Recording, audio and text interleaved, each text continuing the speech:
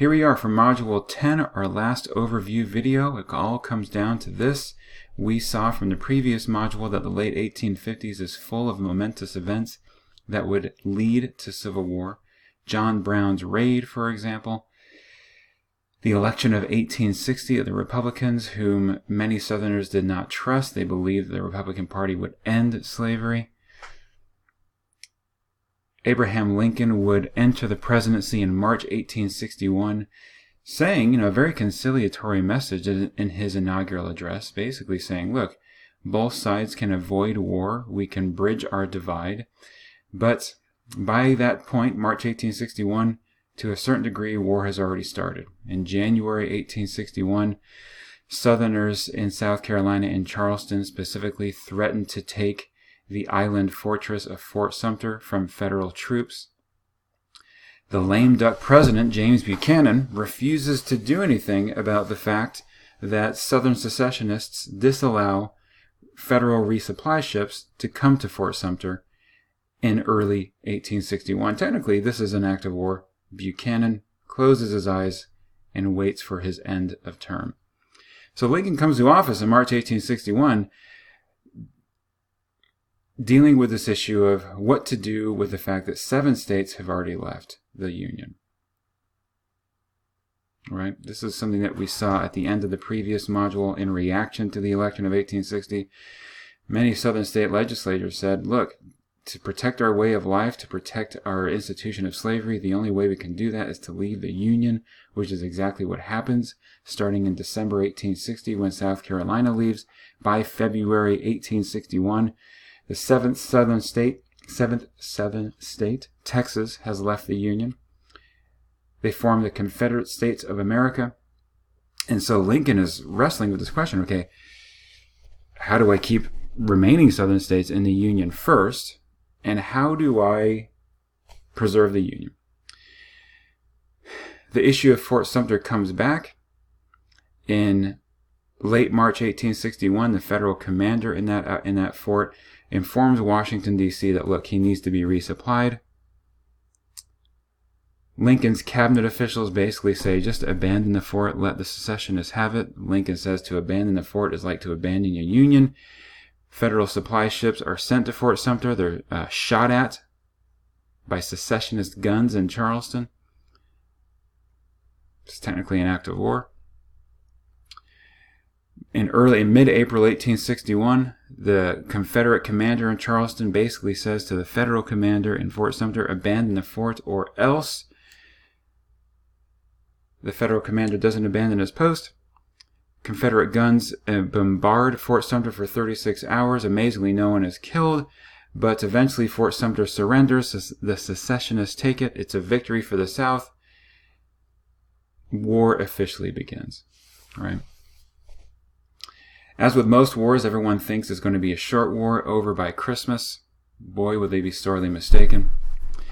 During the next few weeks, young men on both sides will rush to defend their country as they see it.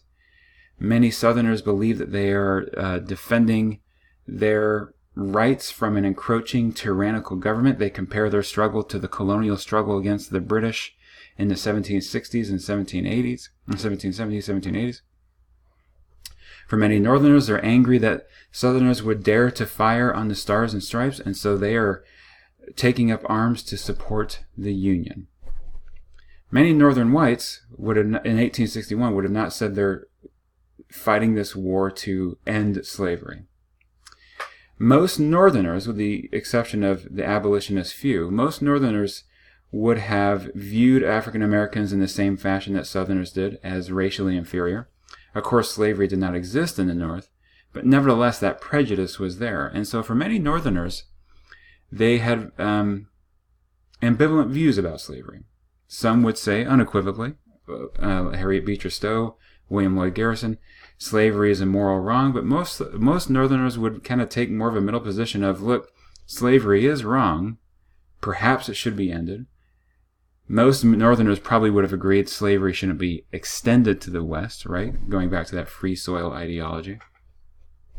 But the idea of fighting to end slavery, and even to make African Americans equal citizens, most Northern whites would have not gotten behind that in 1861. And Lincoln himself, we can't really call him an abolitionist. He was very middle of the road. He was kind of a free soiler, right? This idea that you should limit the expansion of slavery. You can't end it where it is. He was a lawyer by background. He believed that the Constitution was sacrosanct. He believed the Constitution protected Southerners' rights to own slaves. And so, in other words, it was illegal to end slavery where it existed. His main concern was just to make sure it wasn't extended. Nevertheless, war breaks out. And the initial year and a half of it goes poorly for the North.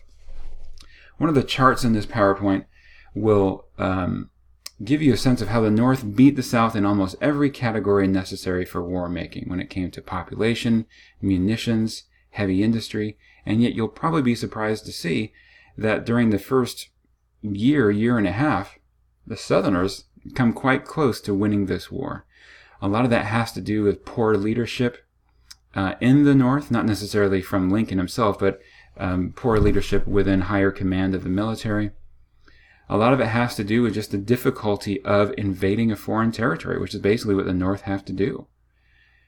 You know, it's facing the challenge that the British faced during the Revolutionary War, right? How do you invade and occupy a territory full of people that are openly hostile toward you? By contrast, the war aims for the South were quite straightforward. They'd already declared themselves a new nation. All they really had to do was defend themselves, right? And with parallels back to the Revolutionary War, many Southerners believed that they could get foreign alliances, i.e. from the British and the French. They could get foreign alliances that would preserve their cause and help balance that imbalance between more war-making supplies between the South and the North. This PowerPoint will detail some of the key battles of this war. Right, the battle for First Bull Run is a Southern victory. Losses are relatively low, probably just a few hundred on each side. Many Southerners believe after this battle, it's going to be a quick war. Many Northerners are bemused. They believe that, maybe this is going to be a longer war than they think. Union forces, in other words, Northern forces, score some victories out west in Tennessee. By the middle part of, late 1861, much of Tennessee is taken by the North. A big score for the Lincoln administration is to keep the border states within the Union. Missouri, Kentucky, Maryland, and Delaware.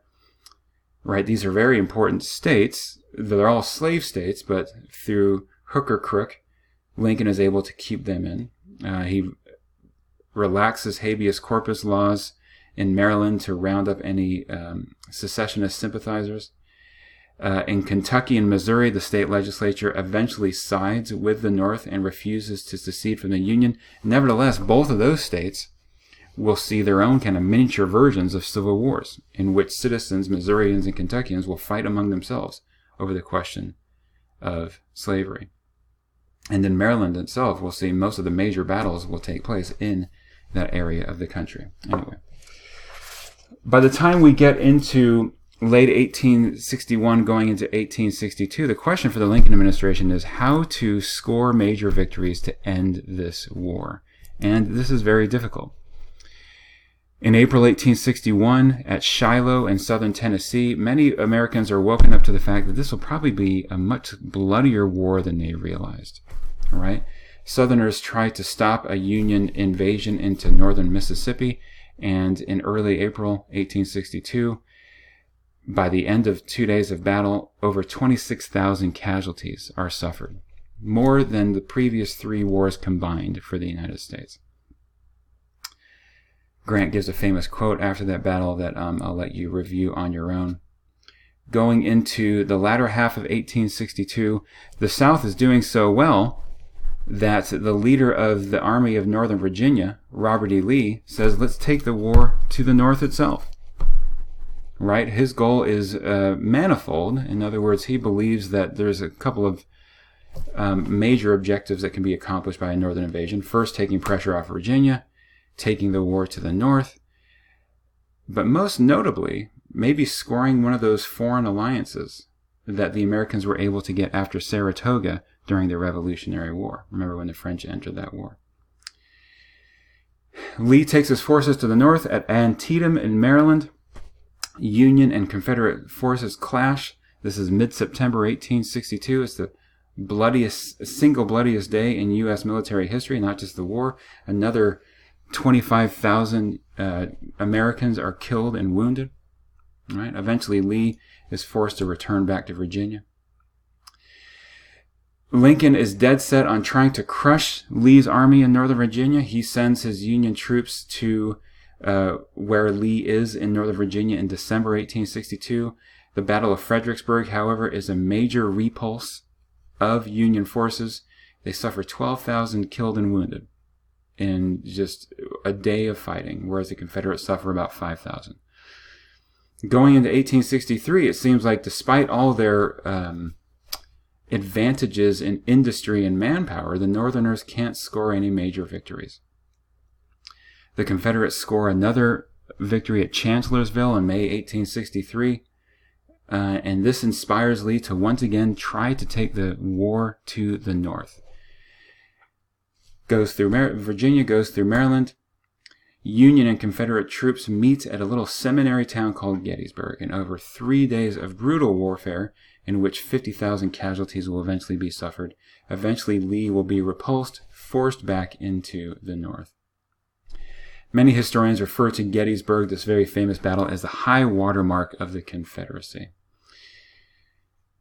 The latter half of that year will see a few more Confederate gains, but nevertheless, what you see by the latter half of 1863 is the advantage of the North's manpower over the South. The Confederates by 1863 are losing so many men they can't replace them. And even when they score victories, such as at places like Chickamauga in southeastern Tennessee, their losses are so heavy, they might as well be defeats. Speaking of southern Tennessee, Union troops will eventually retake Chattanooga, drive into the Deep South. In 1864, Ulysses S. Grant becomes the supreme commander of Northern armies, and he conducts basically total warfare against the Confederacy. In the spring of 1864, what's known as the Battle of the 40 Days campaign, Lee is basically chased by Grant from northern Virginia to the outskirts of Richmond. And in just a matter of about 6 to 8 weeks, the Union will suffer about 50,000 casualties. But nevertheless, Grant is successful in trapping Lee in Petersburg, and for the better part of the next year, the final year of the war, Lee will be trapped. During that same time, one of Grant's subordinates, William T. Sherman, will launch his march to the sea from northwestern Georgia to the coast, and his armies will just destroy everything they come across. They live off the land. They destroy all towns, all railroads they come across. They occupy Atlanta. By the time we get into early 1865, they're creating destruction not just in Georgia, but in South Carolina as well. And so by the time we get to 1865, it's clear that the war is over for the South. The question is how to rebuild the nation. Lincoln gives us a sense of how he probably would have tried to reconstruct the nation if he hadn't been assassinated. His second inaugural address talks about how the nation needs to be reconstructed with malice towards none. But of course, as we know, he's assassinated a month later. The big questions for the United States in 1865 is how to reconstruct the nation. The war solves a lot of issues. It ends slavery, ends this, for the most part, this conflict between federal and states' rights. Federal power will become paramount. But nevertheless, it brings up other questions of what to do with the 4 million former slaves. Do we make them citizens? Do we make them equal citizens? What to do with Confederates? Do we punish them harshly, take their land, or do we just reintegrate them into the Union? How do you reintegrate seceded states? This has never happened before in U.S. history. New questions will be brought up just as old questions will be answered. 1865 will be a turning point and a major moment in U.S. history, an end and a beginning. Thank you.